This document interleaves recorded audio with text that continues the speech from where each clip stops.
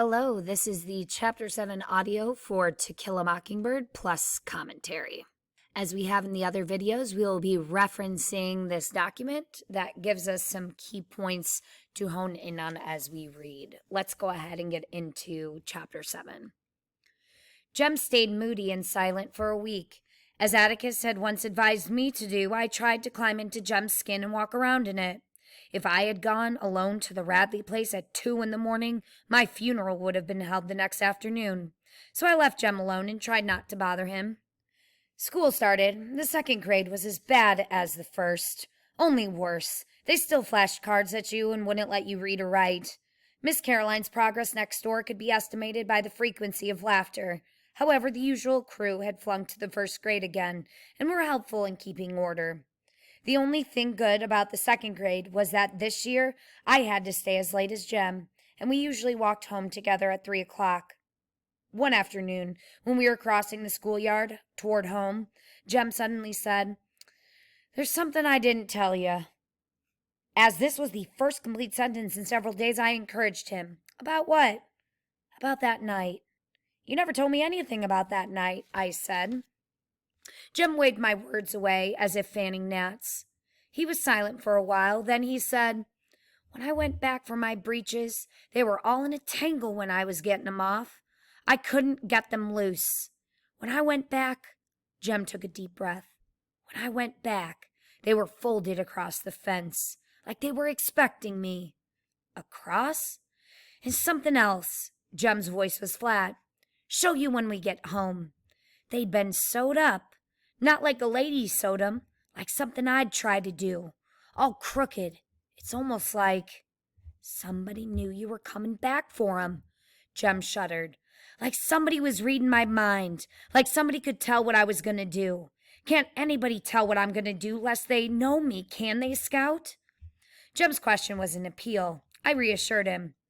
"Can't anybody tell what you're going to do lest they live in the house with you, and even I can't tell sometimes." We were walking past our tree. In its knothole rested a ball of gray twine. "Don't take it, Jem," I said. "This is somebody's hide-in place." "I don't think so, Scout." "Yes, it is. Somebody like Walter Cunningham comes down here every recess and hides his things, and we come along and take 'em away from him. Listen, let's leave it and wait a couple of days. If it ain't gone then, we'll take it, okay?" "Okay, you might be right," said Jem. "It must be some little kid's place. Hides his things from the bigger folks. You know, it's only when school's in that we found things." "Yeah," I said, "but we never go by here in the summertime." We went home. Next morning, the twine was where we had left it. When it was still there the third day, Jem pocketed it. From then on, we considered everything we found in the knothole our property. All right, so a couple quick points here. We find out the secret of the pants. So Jem was really freaked out because he feels like someone was reading his mind, knowing he was going to come back for the pants. They're all sewn up, but not like a lady had sewed them up, because again, most women knew how to sew at this time. But it was almost like somebody his age had sewed it up really kind of quickly and haphazardly and then laid his pants over the fence. Now, if we think about this, there's not many options for who could have done this, and most likely it was Boo Radley who sewed these pants together for Jem and left him on the fence. So I want you to think about the conclusions we could draw about Boo based on the fact that he is most likely the one who did this for Jem. We also see that somebody is leaving the kids gifts in this knothole, and the knothole itself is located on a tree that's located on the Radley property. So we could maybe even draw the conclusion that Boo Radley is also the one leaving them these gifts. So far, they've received gum, some pennies, and now there's some twine that's in the knothole. The kids test it out to see if anybody's going to come back for it, but after a few days when nobody comes to retrieve the twine, they just assume that these gifts, anything that's in the knothole now, are going to be theirs, and that somebody is intending for them to find them. The second grade was grim, but Jem assured me that the older I got, the better school would be. That he started off the same way, and that it wasn't until one reached the 6th grade that one learned anything of value. The 6th grade seemed to please him from the beginning. He went through a brief Egyptian period that baffled me. He tried to walk flat a great deal, sticking one arm in front of him and one in back of him, putting one foot behind the other. He declared Egyptians walked that way. I said if they did, I didn't see how they could get anything done. But Jem said they accomplished more than the Americas ever did. They invented toilet paper and perpetual embalming, and asked where would we be today if they hadn't. Atticus told me to delete the adjectives and I'd have the facts. There are no clearly defined seasons in South Alabama. Summer drifts into autumn, and autumn is sometimes never followed by winter, but turns to a days-old spring that melts into summer again. That fall was a long one, hardly cool enough for a light jacket. Jem and I were trotting in our orbit one mild October afternoon when our knothole stopped us again. Something white was inside this time. Jem let me do the honors. I pulled out 2 small images carved in soap. One was the figure of a boy, the other wore a crude dress. Before I remembered that there was no such thing as hoodooing, I shrieked and threw them down. Jem snatched them up. "What's the matter with you?" he yelled. He rubbed the figures free of red dust. "These are good," he said. "I've never seen any these good." He held them down to me. They were almost perfect miniatures of 2 children. The boy had on shorts, and a shock of soapy hair fell to his eyebrows. I looked up at Jem. A point of straight brown hair kicked downwards from his part. I'd never noticed it before. Jem looked from the girl doll to me. The girl doll wore bangs. So did I. "These are of us," he said. "Who did 'em, you reckon?" "Who do we know around here who whittles?" he asked. "Mr. Avery?" "Mr. Avery just does like this. I mean carves. Mr. Avery averaged a stick of stove wood per week. He honed it down to a toothpick and chewed it." "There's old Miss Stephanie Crawford, sweetheart," I said. "He carves all right, but he lives down the country. When would he ever pay attention to us? Maybe he sits on the porch and looks at us instead of Miss Stephanie. If I was him, I would." Jem stared at me so long, I asked what was the matter, but got nothing, Scout, for an answer. When we went home, Jem put the dolls in his trunk. Less than 2 weeks later, we found a whole pack of chewing gum, which we enjoyed. The fact that everything on the Radley place was poisoned having slipped Jem's memory. So we see these gifts are all items that the kids for the most part enjoy. The gum, the pennies. Now they have the 2 soap dolls that clearly somebody has taken the time to get the images of the kids correctly etched or carved into these soap carvings. To the point where Scout even says, like, part of the carving showed Jem's hair in almost like a cowlick, and the soap image showed his exact hairstyle. So some people might interpret this as being somewhat creepy, but clearly whoever is leaving these gifts has a good image of the children in their minds or has seen the children a lot, and they can't figure out who it is. However, Jem keeps on thinking to himself and pausing and acting like he's going to say something to Scout, so we can probably draw the conclusion that Jem is starting to figure out who's leaving the gifts. The following week, the knothole yielded a tarnished medal. Jem showed it to Atticus, who said it was a spelling medal, that before we were born, the Macomb County schools had spelling contests and awarded medals to the winners. Atticus said someone must have lost it, and had we asked around. Jem camel-kicked me when I tried to say where we had found it. Jem asked Atticus if he remembered anybody who ever won one, and Atticus said no. Our biggest prize appeared 4 days later. It was a pocket watch that wouldn't run on a chain with an aluminum knife. "You reckon it's white gold, Jem?" "Don't know. I'll show it to Atticus." Atticus said it would probably be worth $10, knife, chain, and all, if it were new. "Did you swap it with somebody at school?" he asked. "Oh, no, sir." Jem pulled out his grandfather's watch that Atticus let him carry once a week if Jem were careful with it. On days he carried the watch, Jem walked on eggs.